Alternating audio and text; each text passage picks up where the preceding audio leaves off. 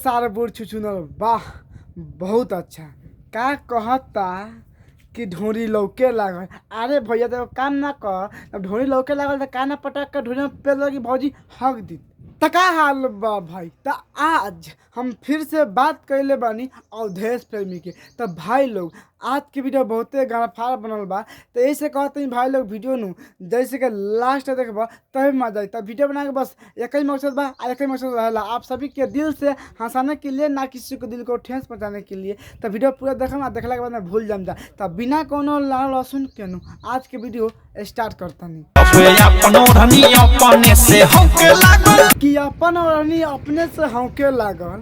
अरे भैया तका गर्मी के मौसम में अपना से ना होके तका तारा के देवे कि भौजी के जुबने पर मार देवे ओढ़नी से, भौजी के दर्द ऊपर जाई, भौजी नाच के छोड़ के चल जाई। देखा बहुत अच्छा बाकी अपने से ओढ़नी हाँके लागल तका भेल।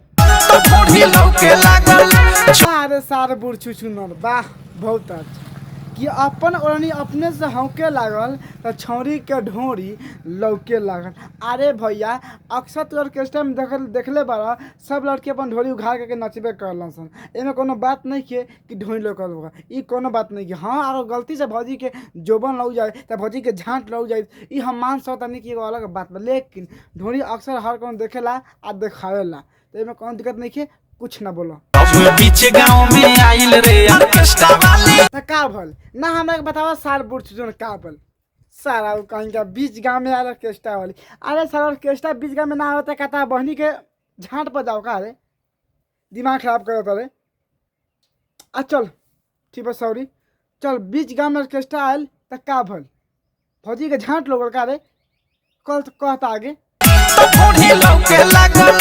ए भैया अब भौजी के ढोरी लौके लागल चाहे भौजी के झांट लौके लागल ओ से हमरा कुछो ले दे के नहीं खे। लेकिन एगो बात हमरा तारा से कहल चाहता नहीं, तो भौजी के ढोरी लौकते बा तो भौजी के पता है तू कहाँ ना पेलना तारा पेले चाहे नू, तो तारा मन में इतना श्रद्धा बात मतलब चिल्ला चिल्ला कहता सारा बा कि ढोरी लौके लागल। कोनो बात ना, भौजी के ढोरी देख के नू जाके मुठ मार ले जो बात करता रहा कि छौरी 1 2 3 अरे धरता दिन। अरे ऐसा बात बा ए भैया तो काम ना करे भौजी के पटक के झांट ना छिल कि भौजी तक अपने से कही ए यार आवा ना पटक के हमरा के ले ला, बड़ी मन करता देवे के। हाँ तबे दी ना तो रोज दिन धर के मुठ मार के जिए के पड़ी। अब तारा ऊपर बा कि तू झांट छिलबा कि मुठ मारबा। हाय झांट ना देबा हमर तारा बहनी के प्रणाम करो कि तहार देखल चाहतानी हम हाउ वाला सीन। अब तो नहीं समझ सकता लोगों कि भैया के देखे के मन में कौन सीन बा। ए भैया हम तारा से कहल चाहतानी नू अगर तारा ज़्यादा देखे के सीन बानू तो भौजी के प्यार कर आ प्यार से मना के आ देख लो। लेकिन अगर दिन धरत या समझ ले ना दी 4 5 6 पे से कहम ना हाउ दे कुछ और दे। ए भैया पता ना का भैया कहता कि हम, लेकिन हमें समझ में नहीं आता। लेकिन भैया हम तारे कहल चाहता नहीं कि तू तनी खोल के हमको आपसे बताओ तब तारा पटक के नू हम कुछ करम। बताओ तू का कहल चाहता अरे तारा बहनी के सकल बलमो के झांट छिलो वाह बहुत अच्छा। का भंसरी वाला कहता कि 7 दूना 14 हमरा के हई दे।